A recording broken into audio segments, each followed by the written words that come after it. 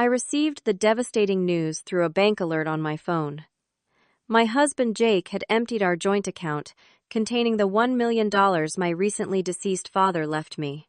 When confronted, Jake revealed he had spent it renovating his parents' mansion without my consent. He delivered an ultimatum: either move in with his parents or get divorced. To his shock, I chose divorce. Jake laughed coldly and warned, "You'll regret this," not realizing this moment would become my liberation. Jake and I met during my junior year at Westlake University. He was studying business administration while I pursued architectural design. Our first encounter happened at a campus coffee shop where I accidentally spilled my latte on his economics textbook. Instead of getting upset, he smiled and said it gave the boring book character. That charm immediately drew me in. After graduation, we dated for 2 years before getting married in a modest ceremony at my father's lakeside property. Those early days were filled with laughter, adventure, and what I believed was mutual respect. Jake seemed supportive of my career aspirations, and we often stayed up late discussing our dream of starting our own architectural firm someday. My father, William Bennett, was my rock. After losing my mother to breast cancer when I was 12, Dad raised me alone, balancing his growing construction business with being present for every important moment in my life. He built his company, Bennett Construction, from nothing into one of the most respected firms in the state. Despite his success, he remained humble, teaching me the value of hard work and integrity. "Always make your own way, Anna," he would tell me. "Financial independence is freedom, especially for a woman." As our marriage progressed, small cracks began to appear. Jake grew increasingly critical of my career choices, suggesting I would be happier taking a less demanding job. He started making financial decisions without consulting me, though nothing major enough to trigger serious alarm. When I expressed concerns, he dismissed them as me being too sensitive or overthinking things. Then came the increasing demands from his parents, Gerald and Patricia Taylor. They lived in a sprawling house 30 minutes away and expected Jake to visit at least twice weekly. Family dinners were mandatory, and declining their invitations resulted in guilt. Tripping phone calls that would leave Jake moody and distant for days. From the beginning, Gerald and Patricia made it clear they didn't think I was good enough for their son. Patricia would regularly suggest different ways I should dress, cook, or decorate our home. Gerald would talk about Jake's ex-girlfriends in front of me, emphasizing their professional achievements or family connections. "We always thought Jake would marry someone from a more established family," Patricia once said during Thanksgiving dinner. "But your father seems to have done well enough for himself, considering his background." Jake never defended me. Instead, he would later explain away their behavior. "That's just how they communicate," or "they mean well, they're just old-fashioned." When my father was diagnosed with stage 4 pancreatic cancer, our world shattered. The doctors gave him 6 months, but he fought bravely for 8. I took a leave of absence from my job to care for him, spending days and nights at his bedside. Jake visited occasionally, but always had excuses about work obligations or commitments to his parents. "Your father has enough money to hire professional care," he suggested more than once. "You don't need to sacrifice your career." But it wasn't a sacrifice to me. Those final months with Dad were precious, filled with deep conversations and memories I would cherish forever. Throughout this period, Jake became increasingly resentful of my father. He complained about how Dad played favorites with his business partners, particularly his right-hand woman, Natalie Morrison, who had been with the company for 15 years. "Your father trusts his business associates more than his own family," Jake would mutter, after being excluded from business discussions. What Jake didn't understand was that trust is earned, not automatically granted through marriage. The last week of Dad's life, he asked to speak with me alone. Jake was furious about being asked to leave the room, but reluctantly complied. "Anna," Dad whispered, his once strong voice now weak. "I've set aside something for you. Not just money, but a future. A chance to build something of your own, just like I did." I assured him I wasn't worried about inheritances, but he insisted. I've watched how Jake manages money, Anna. Just promise me you'll be careful. Those were the last coherent words he spoke to me before slipping into unconsciousness. He passed away 3 days later, holding my hand. The reading of the will revealed the shocking truth.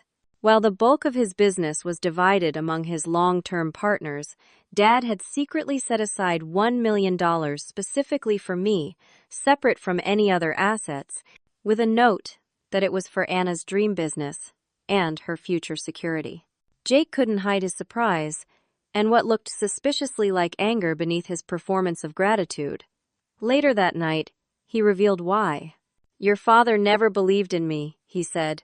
"He could have brought me into the business, mentored me like he did Natalie. Instead, he keeps tight control over the money, even from beyond the grave." For the first time, I saw clearly how Jake had been positioning himself all along. He hadn't married me for love, but for anticipated access to my father's wealth. The inheritance was supposed to be his pathway into the construction industry, not my chance at independence. That night changed everything, though I didn't fully realize it yet. As I grieved my father, Jake was already planning how to take control of the money meant to secure my future. The days following Dad's funeral passed in a fog of grief and paperwork. The inheritance was transferred into a joint account Jake had insisted we open to simplify our finances. At the time, I was too emotionally exhausted to question this decision, a mistake I would soon regret deeply. I spent hours sorting through Dad's personal belongings, each item triggering memories: his worn leather work gloves, the collection of architectural magazines he'd saved because they featured projects I admired, his dog-eared copy of Building Your Dreams with notes in the margins. While going through his home office, I found a folder labeled Anna's Business. Inside were clippings about sustainable architecture, notes about potential locations, and even preliminary sketches for an office building. Dad had been quietly supporting my dream all along, collecting ideas for the architectural firm Jake and I had talked about starting. This discovery gave me a sense of purpose through my grief. I decided to take a week-long trip to Pinewood Creek, my childhood hometown, to clear my head and formulate a proper business plan. The small lakeside community where I grew up held precious memories of both my parents, and I needed that connection to move forward. "I think that's a great idea," Jake said, surprisingly supportive. "You need space to process everything. I'll handle things here." I spent my week in Pinewood Creek, visiting old haunts, reconnecting with childhood friends, and beginning to envision the future Dad had made possible. I created a detailed business plan for our architectural firm specializing in sustainable design, something both Jake and I had been passionate about during college. I even scouted potential office spaces, taking photos to show Jake when I returned. The trip was healing, and I came home with renewed energy and purpose. But something felt off the moment I walked through our front door. Jake was acting strangely, alternating between excessive cheerfulness and distracted distance. He asked few questions about my trip and changed the subject whenever I mentioned the inheritance or business plans. 3 days after my return, while Jake was in the shower, his phone pinged with a message. I normally wouldn't look, but the preview caught my eye. Final payment received. Crew starting East Wing tomorrow. It was from someone named Ron Construction. A knot formed in my stomach. I checked our joint account on my banking app and stared in disbelief at the balance, $23.18. Just days earlier, it had held $1 million. When Jake emerged from the shower, I confronted him immediately. "What happened to the money, Jake?" "What money?" His face was a mask of innocence, but his eyes darted away. "Dad's inheritance. It's gone." "Oh, there must be some mistake. Probably a banking error. I'll call them tomorrow." But his voice lacked conviction, and a flush was creeping up his neck, a telltale sign he was lying. While Jake slept, I searched his desk and found a folder hidden beneath tax documents.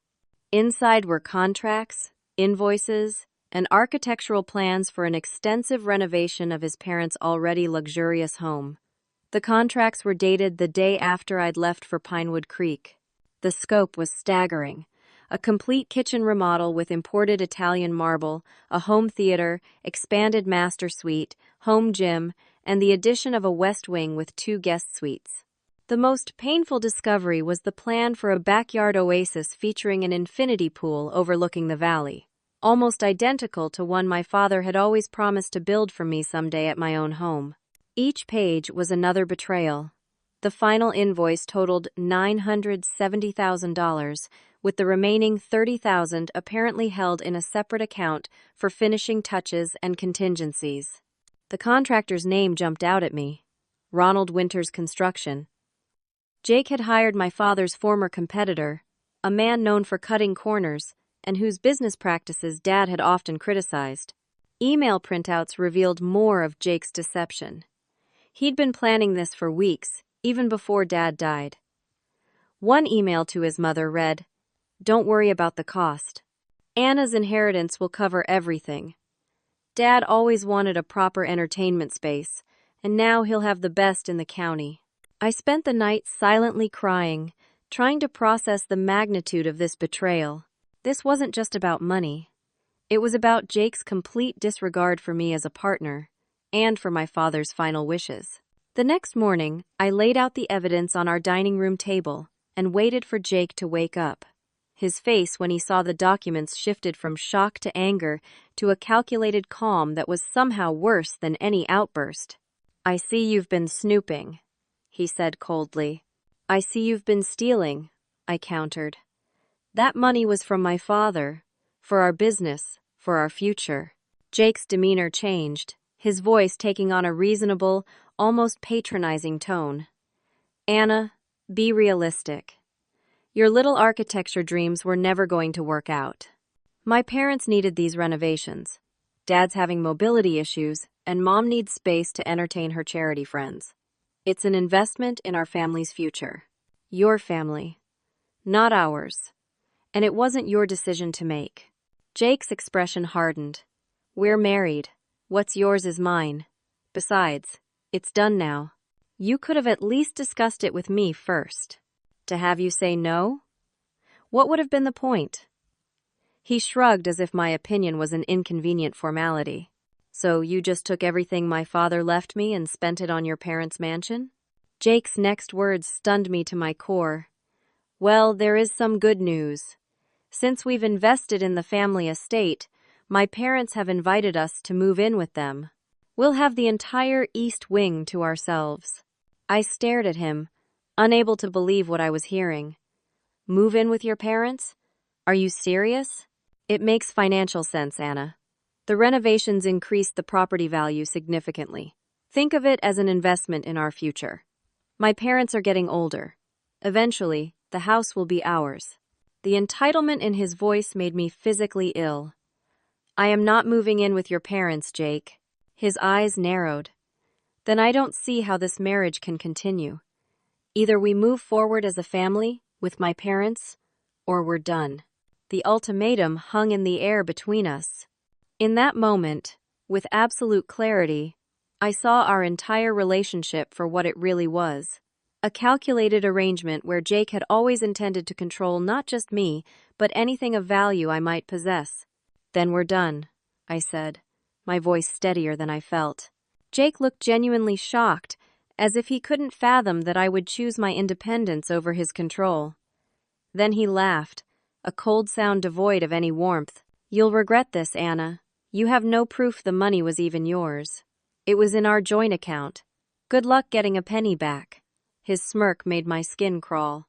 "And who do you think the courts will believe? The grieving, emotionally unstable daughter who's been making irrational decisions since her father's death? Or the devoted husband who was only looking out for his family's best interests?" In that moment, I realized the man I had married was a stranger to me, and perhaps had been all along. The following week was a nightmare of escalating confrontations. Jake moved between strategies like a chess player, first trying to gaslight me into believing I had misunderstood, or even agreed to the renovations, then shifting to justifications when that failed. Your father would have wanted his money to go toward family, not some risky business venture, Jake insisted during one particularly heated argument in our kitchen. Gerald and Patricia have been supporting us throughout our marriage. Supporting us? I was incredulous.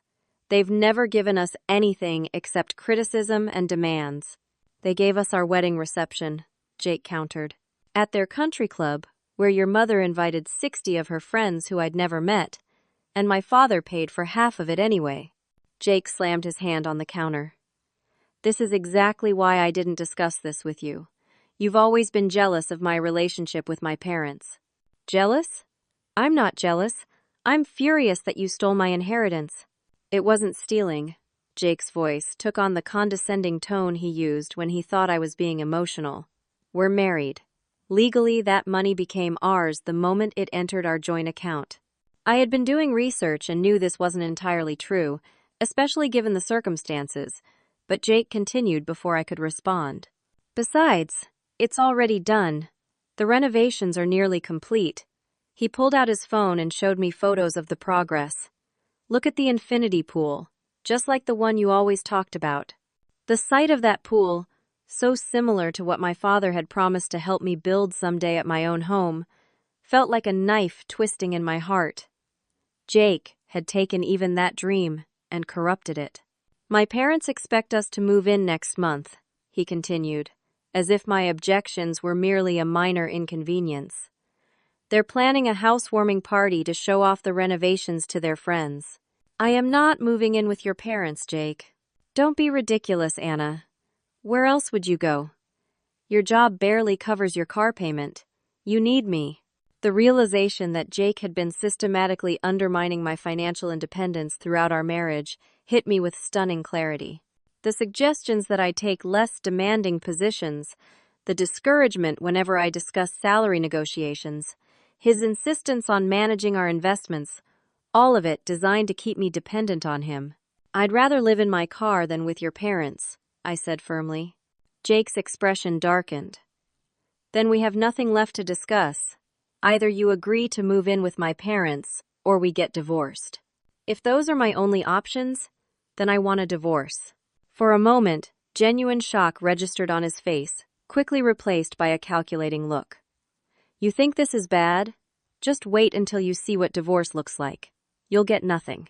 I already have nothing, Jake. You made sure of that. You have no proof I took anything that wasn't rightfully mine as your husband. And even if you did, his voice dropped to a menacing whisper, who do you think people will believe? The upstanding businessman from a respected family, or the unstable, grieving daughter who's been acting erratically since her father's death? A chill ran down my spine. What are you talking about? Jake smirked and pulled out his phone again, this time playing an audio recording. It was my voice, tearful and raised, taken from one of our arguments. I can't take this anymore. Sometimes I just want to hurt you like you've hurt me. The recording cut off there, omitting the rest of what I'd said, by making you understand how much your betrayal has destroyed me. I have dozens of these, Jake said smugly. Carefully edited, of course, along with testimonials from friends and family about how concerned they've been about your mental state since your father passed. I felt physically ill. You've been planning this. I've been protecting myself, he corrected. I knew your father was poisoning you against me with all his talk of independence. I needed insurance. In that moment, I saw clearly what I was up against. Not just Jake, but his entire network of family and friends who would support whatever narrative he crafted. In our small community, the Taylor family had deep connections, including with Judge Richard Simmons, who would likely preside over any local divorce proceedings. So that's it? I asked. You steal my inheritance, and I'm supposed to either accept it and move in with your parents, or fight a battle you've rigged against me? Jake actually smiled. Now you're getting it. So what's it going to be, Anna? The easy way or the hard way? The thought of surrendering made me physically ill, but the alternative seemed impossible. Then I remembered my father's words. Financial independence is freedom. He hadn't raised me to back down from bullies, even ones who came disguised as husbands. "I'll take the hard way," I said, meeting his gaze steadily. Jake laughed, the sound chilling in its confidence. "You'll regret this, Anna. By the time I'm done, you'll have nothing, no money, no home, not even your reputation. You'll be begging to come back." "Never," I whispered. But doubt was already creeping in. How could I fight someone who had spent years creating a trap for this very moment? That night, I locked myself in our guest bedroom, too afraid to sleep in the same room as Jake, but too broke to go anywhere else. As I lay awake, I realized with growing horror that Jake had successfully isolated me over the years. My closest friends had gradually drifted away, often after Jake found subtle ways to create tension. My professional network had shrunk, as Jake had encouraged me to take less demanding jobs for the sake of our future family. Even my father's business associates, who might have helped me, had been kept at arm's length because Jake had always claimed they looked down on him. I now understood that had been projection. Jake had been the one with the inferiority complex, resenting anyone connected to my father's success. I was alone, financially drained, and up against an adversary who had spent years preparing for this battle. For the first time since my father's death, I allowed myself to fully break down, sobbing into my pillow to muffle the sound. I had no idea how I would fight back, but I knew one thing with absolute certainty. I would not surrender my dignity or my future to Jake Taylor. Somehow, I would find a way to reclaim what was rightfully mine and make my father proud. The morning after our final confrontation, I waited until Jake left for work, then packed 2 suitcases with essential clothes, my professional portfolio, and the few sentimental items I couldn't bear to leave behind. Among them was a small wooden box containing the architectural sketches my father had saved, and a photograph of the 2 of us at my college graduation, his arm around me, both of us beaming with pride. I called the only person I could think of who might take me in Brooke Sullivan, my college roommate. We hadn't spoken much in the past year, one of many friendships that had faded under Jake's subtle interference. To my relief, she answered on the second ring. "Anna, is everything okay?" The concern in her voice broke something in me, and I found myself explaining between sobs what had happened. Without hesitation, Brooke offered her spare bedroom for as long as you need it. Her immediate generosity contrasted so sharply with Jake's calculated cruelty that it left me momentarily speechless. "Thank you," I finally managed. "I'll be there by noon." Before leaving, I took photos documenting the contents of the house and copied as many financial documents as I could find, including statements showing the transfer of the inheritance into our joint account. I had no idea if any of this would help, but it felt better than leaving empty-handed. Brooke lived in a modest apartment across town. When I arrived, she hugged me tightly, then helped carry my bags inside. "First things first," she said, sitting me down with a cup of tea. "You need a lawyer. A good one." "I can't afford a good one," I admitted. Jake emptied our savings along with the inheritance. Brooke's expression hardened. "My cousin Sarah Williams is an attorney specializing in high-conflict divorces. She'll meet with you as a favor to me, no charge for the initial consultation." The meeting with Sarah the next day was both reassuring and terrifying. A sharp-eyed woman with a reputation for tenacity, she listened intently as I explained the situation, occasionally taking notes. "Let me be blunt," she said when I finished. "This won't be easy.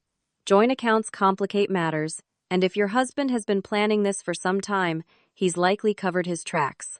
My heart sank, but Sarah wasn't finished. "However, the fact that the inheritance was explicitly intended for you, combined with the suspicious timing and his admitted coercion, gives us something to work with. I can't guarantee we'll recover everything, but I'm willing to take your case." Her fee was substantial, but she agreed to a payment plan that would begin after the divorce settlement. "I believe in fighting financial abuse," she explained. "It's one of the most insidious forms of control.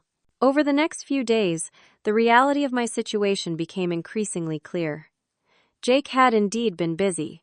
Mutual friends called to express concern about my mental state, clearly having heard only his version of events. My former boss called to let me know Jake had reached out to explain my situation, supposedly to ensure I would receive proper accommodations should I return to work there.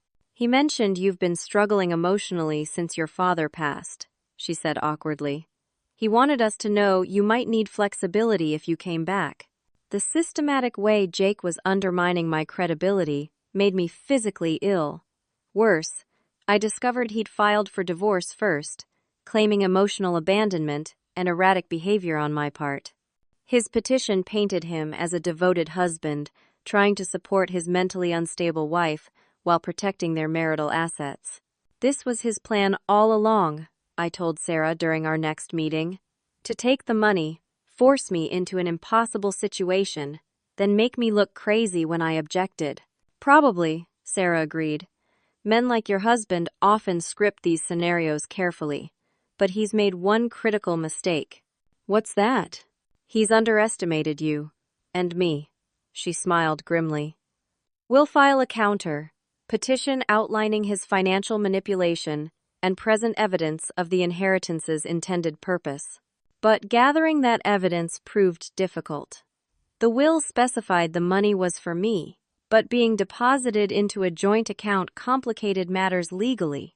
Jake had moved quickly to spend it, leaving little paper trail connecting him directly to the transactions. The contractors had been paid through a limited liability company Jake had apparently established months earlier, adding another layer of complexity. Just when things seemed most hopeless, an unexpected ally emerged. I received a call from an unfamiliar number one evening at Brooke's apartment. Is this Anna Bennett Taylor? A woman's voice asked. Yes.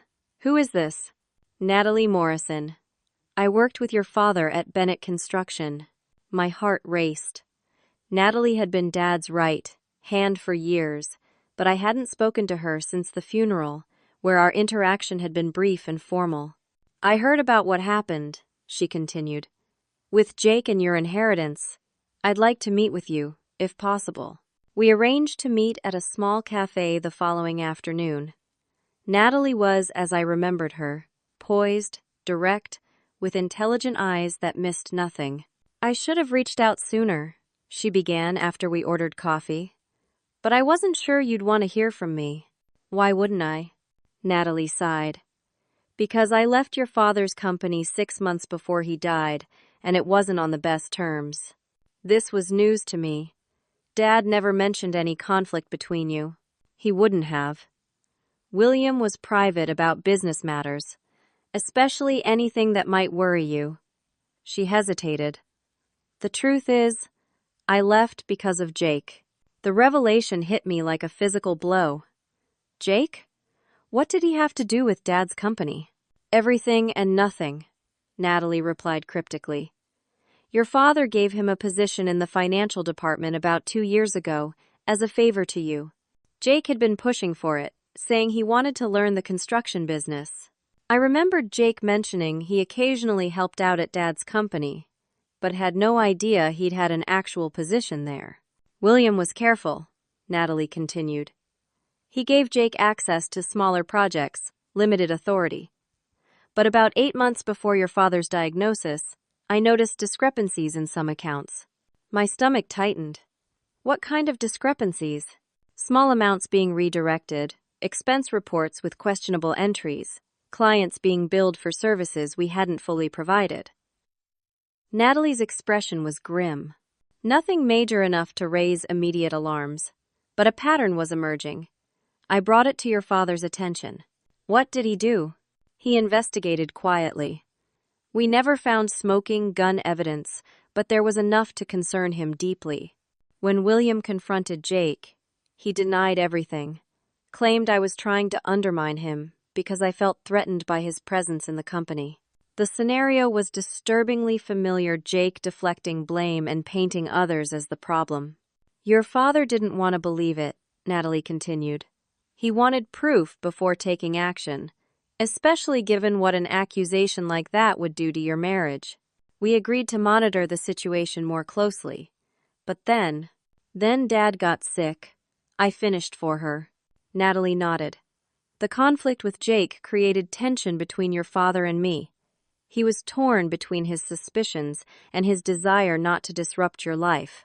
Eventually, I felt I had no choice but to resign. But why are you telling me this now? Because what Jake did with your inheritance fits the pattern I observed, and because I have something that might help you. Natalie reached into her bag and pulled out a flash drive. Financial records, email correspondence between Jake and certain vendors, notes from meetings your father had with Jake. It's not definitive proof of wrongdoing, but it establishes a pattern of financial manipulation that predates your inheritance. I stared at the small device, hardly daring to hope it might contain the evidence we needed. Why would you help me like this? After everything that happened? Natalie's expression softened. Because William Bennett was the most honest businessman I ever worked for, and he loved you more than anything in this world. He would be devastated to see his hard-earned money used this way, and furious to see you treated so callously. For the first time since this nightmare began, I felt a spark of hope. Maybe I wasn't as alone in this fight as Jake wanted me to believe. There's something else you should know, Natalie added as we parted. The contractor Jake used for his parents' renovations, Ronald Winters, he and your father had a falling out years ago over ethical disagreements. Your father refused to work with him because he cut corners on safety regulations. The revelation was another twist in Jake's betrayal. Not only had he stolen my inheritance, but he'd given it to someone my father had professionally opposed on moral grounds. That evening, Brooke and I examined the contents of the flash drive with growing excitement. While not definitively proving theft, the documents showed a clear pattern of Jake attempting to manipulate company finances for personal gain. Most damning was an email from Jake to a vendor, requesting a special invoice arrangement that would allow him to skim a percentage without detection. When I shared the findings with Sarah, her eyes lit up with professional interest. "This changes things," she said. "It establishes a pattern of behavior that makes your account of the inheritance theft more credible." For the first time, I allowed myself to believe I might actually win this fight. What I didn't realize was that Jake was already preparing his counterattack, and the worst was yet to come. The legal battle began in earnest with a preliminary hearing before Judge Richard Simmons, a longtime friend of Jake's family, just as I had feared. The courtroom felt oppressive, with Jake and his parents sitting on one side, presenting a united front of respectability in their expensive, conservative attire. Jake's attorney, Maxwell Wright, was a silver-haired partner at one of the city's most prestigious firms. His opening statement portrayed me as an emotionally fragile woman who had suffered a breakdown following my father's death, making irrational accusations against my supportive husband. "Mr. Taylor has done everything possible to accommodate his wife's increasingly erratic behavior," Wright told the court in solemn tones. The renovation of his parents' home was a mutual decision, made with Mrs. Taylor's full knowledge and verbal consent, intended to provide a stable environment where she could receive the family support she clearly needs during this difficult time. It took every ounce of self-control not to scream out at the blatant lies. Sarah squeezed my hand beneath the table, a silent reminder to maintain composure.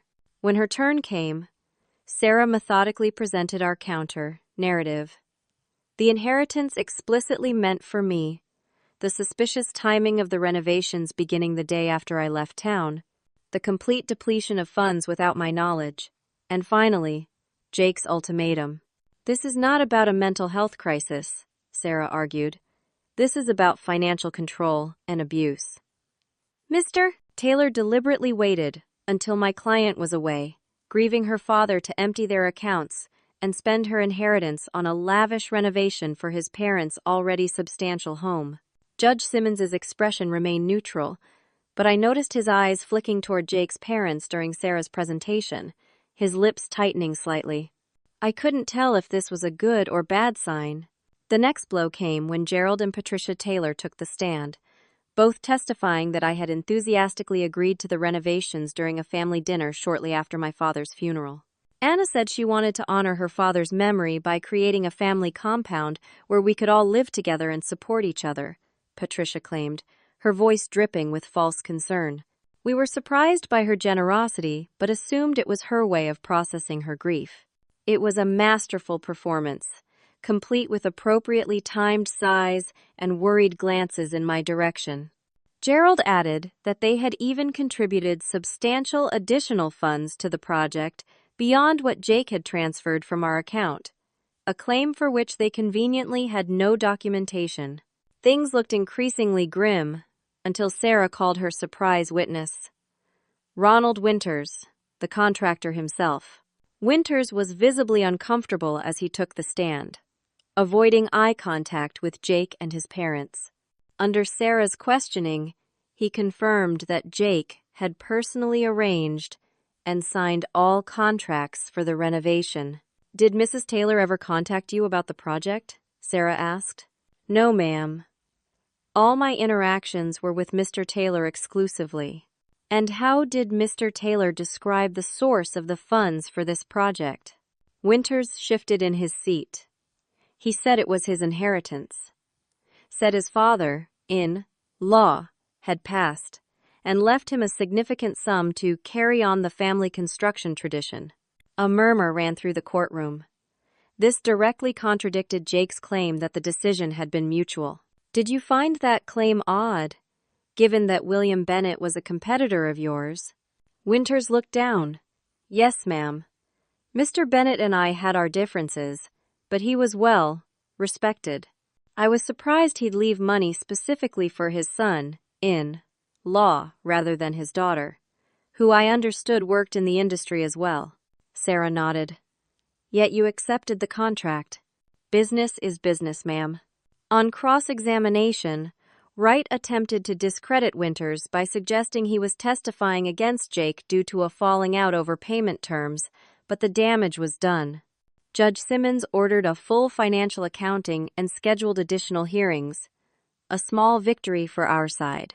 Outside the courthouse, I felt a moment of hope, quickly dashed when I saw Jake speaking with a small group of local reporters. From the fragments I could hear, he was expressing deep concern about my mental state and praying for healing. The local newspaper ran a sympathetic profile of Jake the following day, describing him as a devoted husband standing by his troubled wife despite her unfounded accusations. The article mentioned Jake's prominent family and their contributions to the community, while depicting me as an unstable woman making wild claims against a respected family. The public character assassination was devastating. Former colleagues avoided eye contact in the grocery store. Neighbors who had once been friendly crossed the street rather than greet me. Even the barista at my regular coffee shop, who had always chatted warmly with me, suddenly became coldly efficient. "This is part of his strategy," Sarah explained when I broke down in her office. "Social isolation makes victims of financial abuse more likely to return to their abusers. He's counting on the community pressure to break you." "It's working," I admitted through tears. "I can't even buy coffee without feeling like a pariah." "Then we change venues," Sarah said firmly. "I'm going to file a motion to move the case to Judge Henderson's court in the next county. He has no connections to the Taylor family and a strong record on financial abuse cases." It was a risky move that could delay proceedings, but I agreed it was necessary. To my surprise, Judge Simmons granted the motion, perhaps recognizing his own potential conflict of interest. Meanwhile, Natalie had been working tirelessly behind the scenes, connecting me with former employees of Bennett Construction who had witnessed Jake's questionable behavior.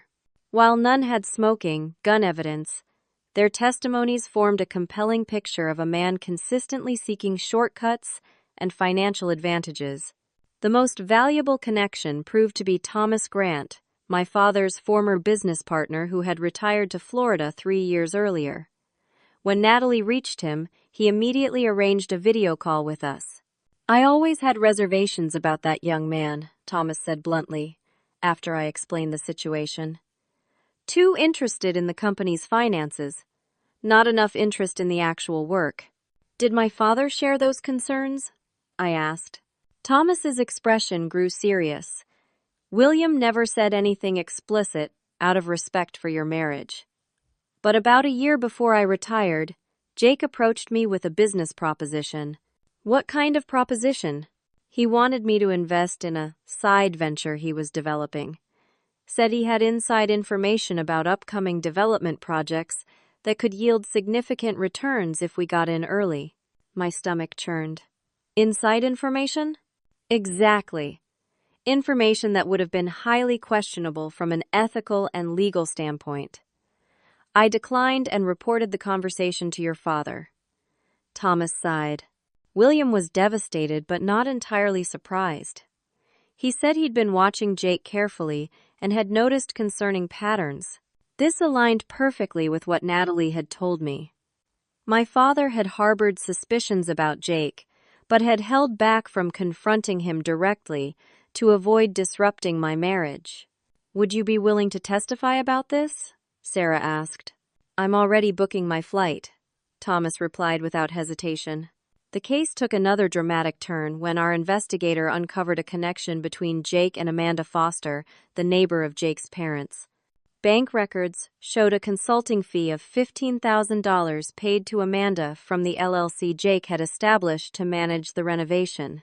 Who is this woman? Sarah asked as we reviewed the documents. She lives next door to Gerald and Patricia, I explained. I've met her a few times at their events. She's an interior designer, I think. Further investigation revealed a more personal connection. Our investigator obtained surveillance photos showing Jake and Amanda meeting at a hotel outside of town on multiple occasions during our marriage, always on days Jake had claimed to be working late. He's been having an affair, I said, staring at the photos with a strange sense of detachment. Somehow, this betrayal felt minor compared to the financial theft and psychological warfare. More than that, Sarah pointed out. He paid her from the renovation funds, ostensibly as a design consultant, but the amount is excessive for the services documented. It looks like he was using your inheritance to fund his affair. The evidence was mounting, but Jake's legal team fought back aggressively. They filed motions to exclude Natalie's evidence as irrelevant to the current proceedings and attacked Thomas Grant's credibility due to his age and the time elapsed since his direct involvement with the company. Judge Henderson denied most of their motions, but allowed limited questioning of our witnesses' credibility. The case was becoming increasingly complex and expensive, stretching my already limited resources to the breaking point. Just when I felt we might be losing momentum, the contractor, Ronald Winters, came forward with additional evidence. Apparently troubled by his role in the situation, he provided copies of permit applications for the renovation, bearing what appeared to be my signature. I never signed these, I told Sarah immediately. I know, she replied. That's forgery, and it changes everything. The forged signatures elevated the case from a civil dispute to potential criminal fraud. When confronted with this evidence during his deposition, Jake's careful facade finally cracked. She would have just said no, he snapped when pressed about why he had forged my signature. She never understood what was best for our future. That single moment of unguarded truth, captured in the official record, became a turning point in our case. Jake had inadvertently admitted both to the forgery and to knowing I would not have consented to the renovation. As we prepared for what we hoped would be the final hearing, I received an unexpected call from Sarah late one evening. Anna, you need to come to my office first thing tomorrow. There's something you need to see. Her tone was urgent but controlled, sparking both hope and anxiety. What new evidence could possibly emerge at this stage? The answer would change everything, bringing this painful chapter to a conclusion I could never have anticipated. Sarah was waiting outside her office when I arrived the next morning, her expression a mix of excitement and caution. Before we go in, I need to prepare you, she said. What I'm about to show you is significant. but I don't want to raise your hopes too high. Cases like this are never certain. Inside, I found a distinguished older man in a tailored gray suit. He rose when I entered, extending his hand. "Mrs. Taylor, I'm Lawrence Dawson, your father's attorney." I shook his hand automatically, confusion evident on my face. "My father's attorney? I worked with Mr. Reynolds for the will and estate matters." "Reynolds handled the standard estate," Dawson clarified. "I managed certain contingency arrangements your father put in place." He placed a sealed envelope on the desk between us. My name was written on it in my father's distinctive handwriting. "William Bennett came to see me approximately 10 months before his passing," Dawson explained. "He expressed concerns about your husband and wanted to establish certain protections for you.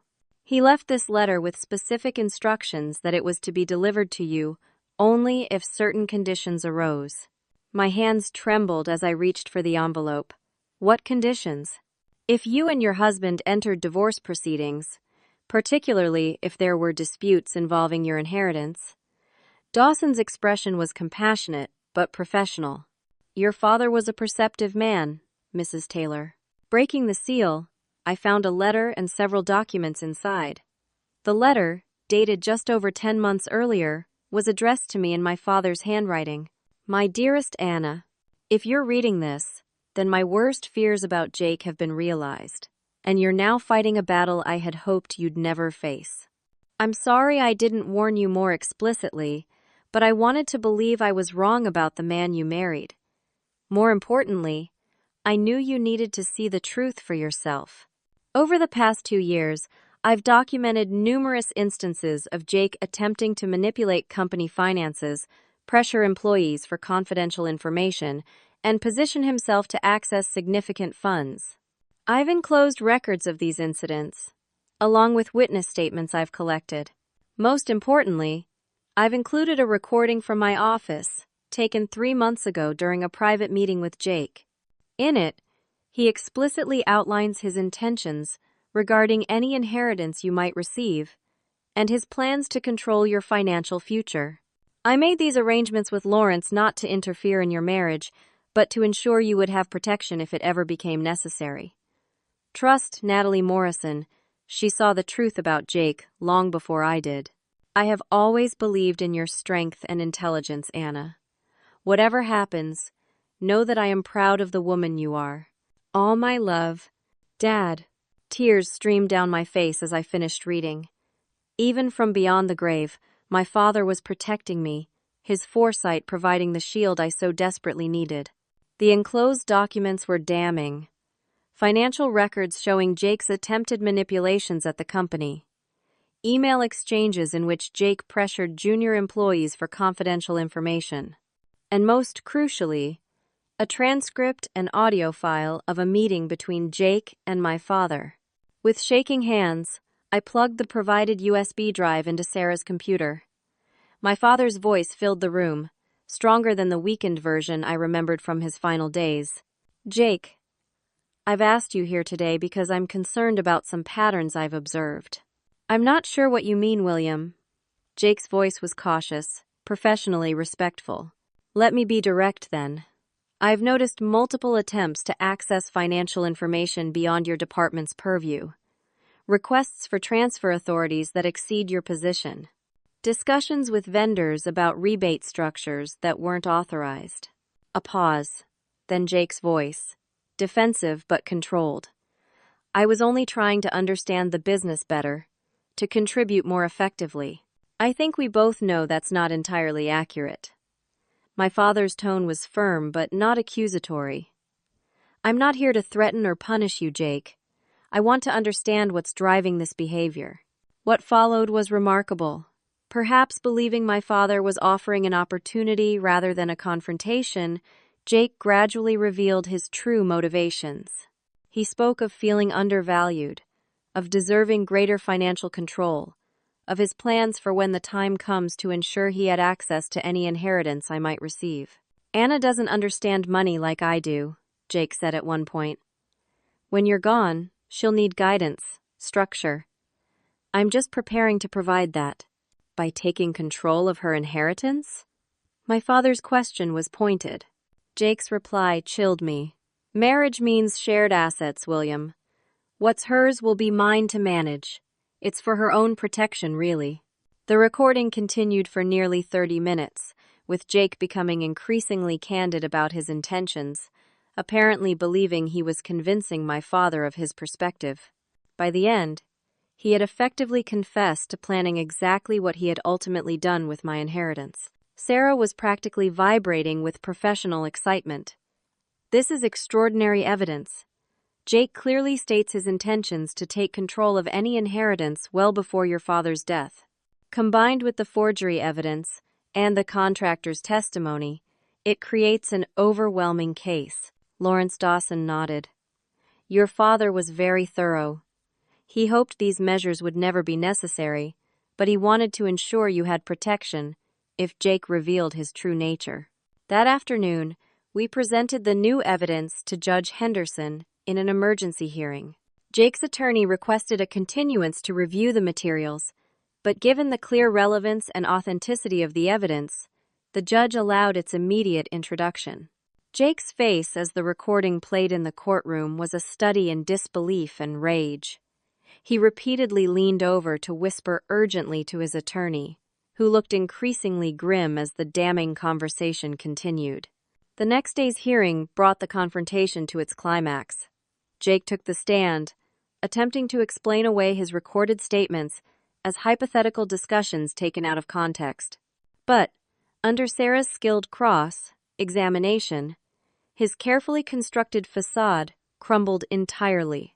Mr. Taylor, Sarah asked calmly, you stated in your deposition that the renovation of your parents' home was a mutual decision, made with your wife's knowledge and consent. Is that correct? Yes, Jake replied stiffly.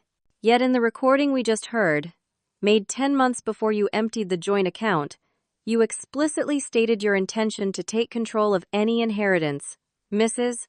Taylor might receive, describing it as yours, to manage. How do you reconcile these contradictory positions? Jake glanced at his attorney, who could offer no assistance. The conversation with William was theoretical. I was just trying to reassure him I would look after Anna's interests. By spending her entire inheritance on your parents' home, without her knowledge, while she was away grieving her father's death, Jake's composure finally shattered. She would have wasted it on that stupid architecture firm. At least this way, the money stayed in the family. My family. The courtroom fell silent at this outburst. Jake seemed to realize immediately what he had done, but it was too late. His admission hung in the air, undeniable and damning. Judge Henderson called a recess, during which Jake's attorney approached Sarah about settlement discussions. Their initial offer was insultingly low, 20 cents on the dollar for the spent inheritance, with me assuming half of all marital debts. Sarah didn't even dignify it with a counter-offer. We'll see you back in court, she said simply. When proceedings resumed, Judge Henderson made his position clear. The evidence presented establishes a clear pattern of financial deception and control. Deception. Mr. Taylor's actions regarding the inheritance were not only unethical, but potentially criminal, involving forgery and misrepresentation. His ruling was decisive. Jake would be required to compensate me for the full amount of the inheritance, plus legal fees. Since Jake had already spent the money and had limited personal assets, the judge ordered the transfer of his parents' newly renovated property to me as compensation. The property improvements were funded with Mrs. Taylor's inheritance, Judge Henderson explained. Therefore, she has a valid claim to the property itself. Mr. and Mrs. Taylor Sr. may petition the court separately regarding their original equity in the home, but the improvements and their resulting value increase rightfully belong to Mrs. Taylor. Jake's parents gasped audibly at this pronouncement. Gerald rose halfway from his seat before his attorney firmly pulled him back down. Jake's face had drained of all color. You can't do this, he whispered, though whether to the judge or to me wasn't clear. The court has spoken, Mr. Taylor, Judge Henderson replied firmly. I am also referring this matter to the District Attorney's Office for review of potential criminal charges related to the forgery of Mrs. Taylor's signature on official documents. As we left the courthouse, I felt a strange mixture of vindication and sadness. I had won, but at such a cost my marriage revealed as a sham, years of my life invested in a relationship built on calculation rather than love. Sarah squeezed my arm gently. It's not the end, Anna. It's a beginning. Your father would be proud. That evening, as I sat in Brooke's apartment trying to process everything that had happened, I received a text message from Jake. This isn't over. You've made powerful enemies today. I showed the message to Sarah, who advised documenting it but not responding. Classic intimidation tactic, she explained. He's lost control and is trying to regain it through fear. But I was no longer afraid of Jake Taylor. I had faced his worst and survived. Whatever came next, I would face it with the strength my father had always seen in me, and with the knowledge that I wasn't alone in the fight. The property transfer would take time, and Jake's parents were already filing objections, but the legal momentum was firmly in my favor. What I would do with a mansion I never wanted remained an open question, but it was a problem I would solve on my own terms, not Jake's. As I fell asleep that night, I remembered my father's words from long ago. Financial independence is freedom. He had given me that freedom twice now, first through his hard work and generosity, and then through his foresight and protection. I would not waste either gift. 1 year later, I stood on the steps of a modern glass and steel building in downtown Westlake, preparing to cut the ceremonial ribbons stretched across its entrance. The sign above read Bennett Sustainable Design in elegant, understated letters. Beside me stood Natalie Morrison, now my business partner, and Thomas Grant, who had come out of retirement to serve as our advisor.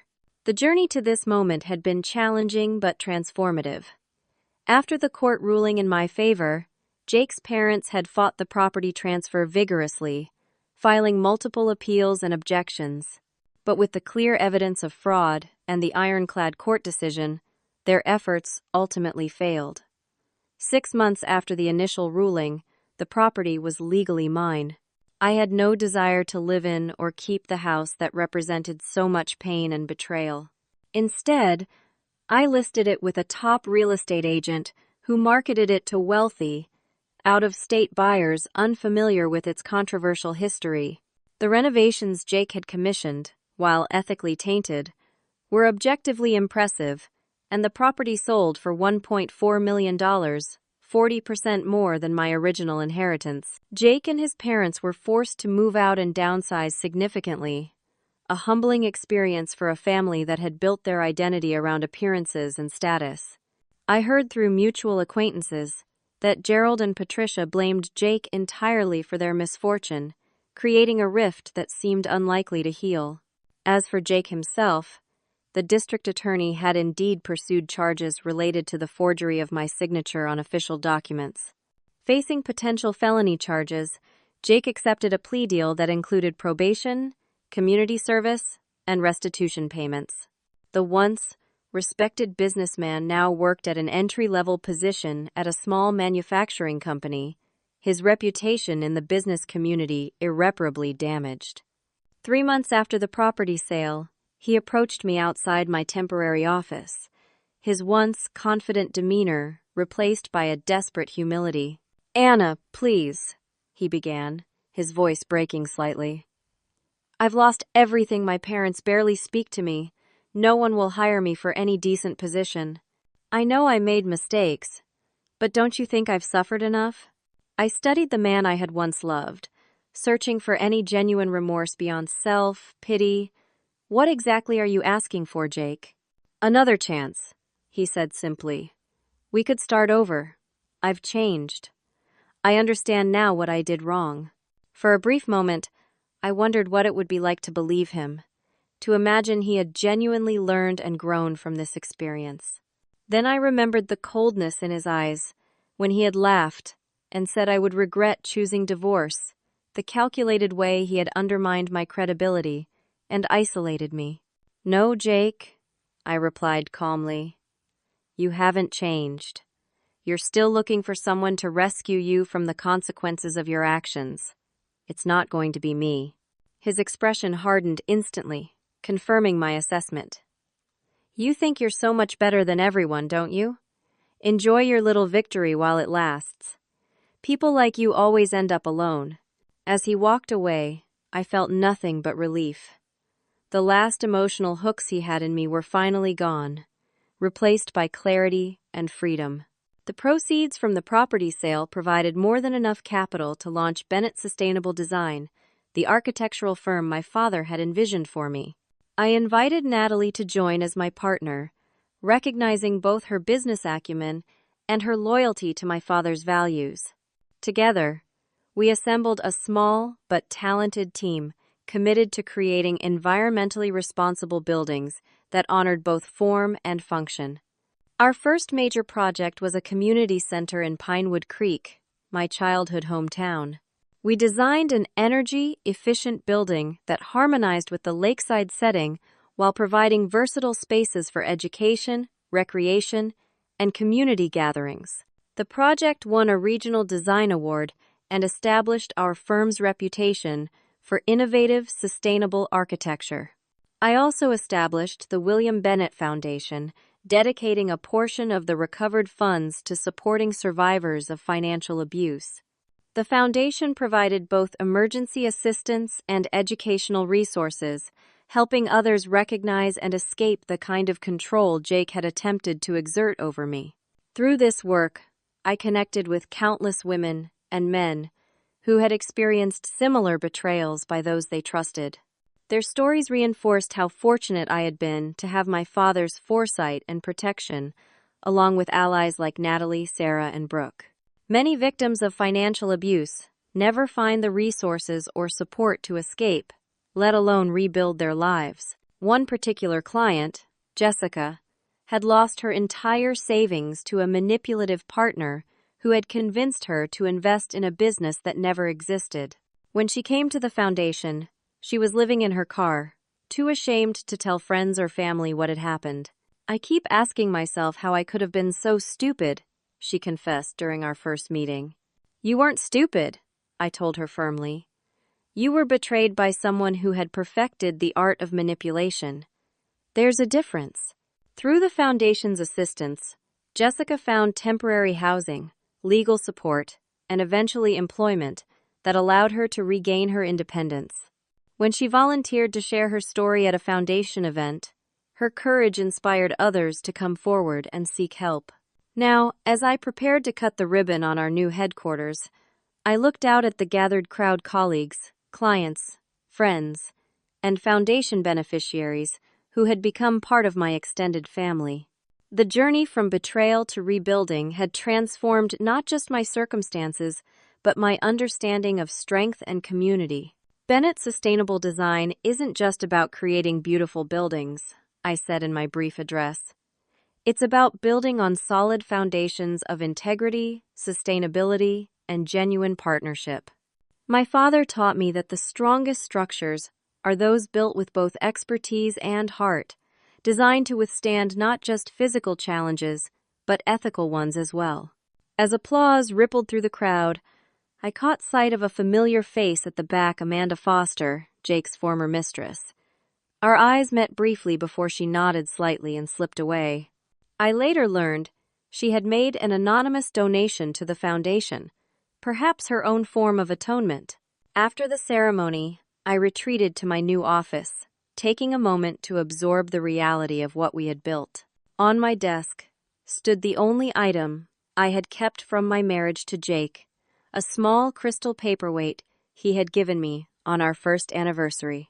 I had kept it not out of sentiment, but as a reminder that sometimes what appears most brilliant and valuable can actually be cold, hard, and ultimately without true worth. Beside it now sat a rough wooden box containing my father's architectural sketches, representing the authentic legacy he had left me. Not just financial resources, but values, vision, and unwavering support. The contrast between these two objects perfectly symbolized the journey I had traveled. my phone buzzed with a text from Brooke. "So proud of you today. Your dad is smiling somewhere." The thought brought tears to my eyes, but they were healing tears, not the desperate sobs of a year earlier when I had felt utterly alone and defeated. The hardest lesson I had learned through this ordeal was that sometimes the people closest to us can cause the deepest wounds. But the most important lesson was that those wounds don't have to define us. With the right support, courage, and determination, they can become the foundation for something stronger and more authentic than what existed before. I no longer define myself as Jake Taylor's ex, wife, or even as William Bennett's daughter. I was Anna Bennett, architect, founder, advocate, a woman who had faced betrayal and emerged not just surviving but thriving, not just rebuilt but transformed. As I left the office that evening, the setting sun cast long shadows across our building's distinctive facade. Like all worthwhile structures, my new life hadn't been built overnight or without challenges. There had been setbacks, doubts, and moments when the weight seemed too much to bear.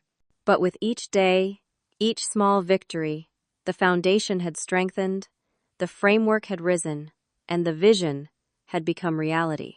The journey from devastation to rebuilding had taught me that while we cannot always prevent betrayal, we can choose how we respond to it. We can allow it to destroy us, or we can use it as the catalyst for creating something more beautiful and authentic than what was lost. My father had given me the inheritance twice, first in the form of money, and then in the form of protection when that money was taken. But his greatest gift had been teaching me to value myself beyond any dollar amount, to recognize my own strength and resilience, and to build a life founded on integrity rather than appearance. That was a legacy no one could ever steal. Have you ever faced a betrayal that ultimately led to something better in your life? I'd love to hear your stories in the comments below. Sometimes, sharing our experiences helps others find the courage to move forward in their own journeys. If you found value in my story, please like this video, subscribe to the channel, and share it with someone who might need to hear that there is life, beautiful, meaningful life after betrayal. Thank you for listening, and remember, sometimes what feels like an ending is really just the foundation of a new beginning.